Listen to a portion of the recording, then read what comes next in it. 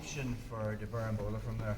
Now, if you suck at Berimbolas, I know there was people struggling with this last time, anyone can do this. Technically you're not Berimbolo, you're just sort of in the position. So we looked at, the sequence was, I'm from a seated guard, I just find that first sleeve, I put my back on the mat, and I throw in the shallow lasso on the shoulder. That's to allow Carl, so he can't put weight on me. If Carl actually tries to put weight on me, my foot keeps him away. I want the collar though, but he's pulling his posturing. So then we talked about I'd bring this leg up. For him to pass, he needs to control this leg. The minute he makes the grip, I find the collar, and then I find the foot on the hip, and we went in the collar or sleeve, either knee on the inside or knee on the outside. But as I go to put my foot on his hip, Carl pulls his elbow back. That gives me the ability to chop in the deep De La Riva hook. So again, it depended on the distance of my butt from his instep, and this comes in at an angle, and then I put my left foot in his right hip. We talked about if I want to sweep him this way, if his weight is on his right foot, but then we looked at on Thursday, his weight was on that far leg, so I put the foot on his hip, and then I used my grips to pull Carl forward, and then we went for the overhead sweep, staying connected. Okay, so that's where we got to. Sometimes though, we can take the back rather than going from the sweep to mount. Let's look at that.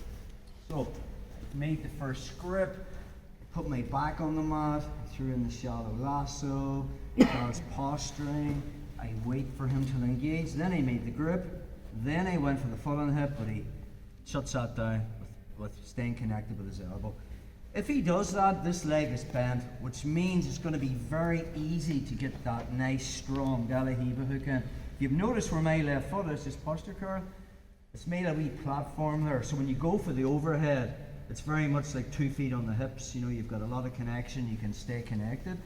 So if I felt the weight was more on this leg, we were going for that overhead. But another option that I can be doing is, I can let go of the sleeve and find the pants.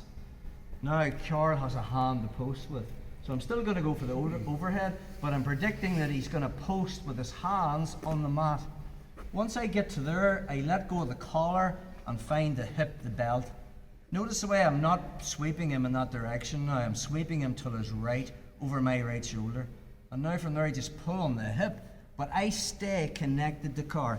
And I end up here, on my right shoulder. I'm not actually inverted. Okay, now we talked about I want this foot hid. And now from there I find the pants, foot comes on the far leg, and then I leg press. You get his back off the mat. Notice the way I have my right hook in, set up on the underhook, and now we can start attacking the back. So all you're really doing is like overheading him, switching grips, and just basically coming onto your right shoulder. It's not even a Berimbolo. So from our position, throwing the shallow lasso, I find the collar. We chopped in that De La Riva hook. Foot comes on the hip. I find his weight's more on this leg.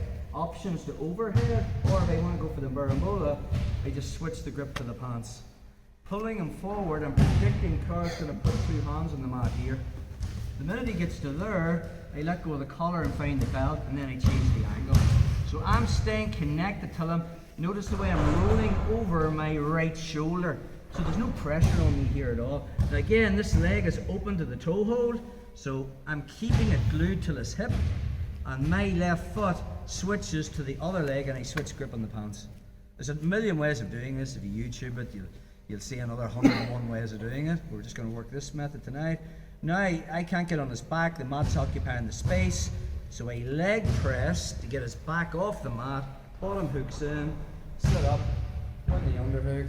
Now I take him to the side, the hook's already in, and I can start working the choke.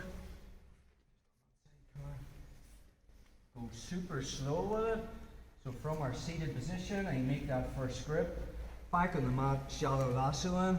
If I can get the collar straight away, that's fine. If he postures, knee comes up, all the stuff we were working on week 1, and I be patient.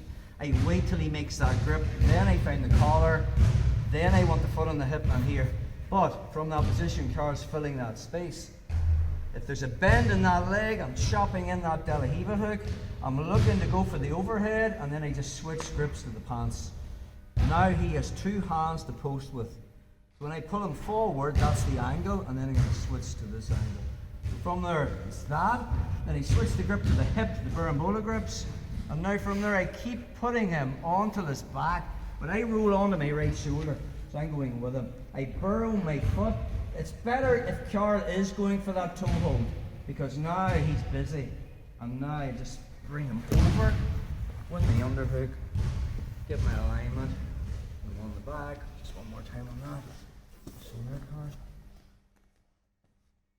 So I find that first sleeve, back goes on the mat, shallow lasso, wait until he makes the grip, find the collar, I want that, he makes a connection, chop on the strong De La Riva hook, switch grips, pull him forward, waiting until he posts, then I switch grips again, and I keep rolling over my right shoulder. Notice the way I'm not on my neck, I'm here.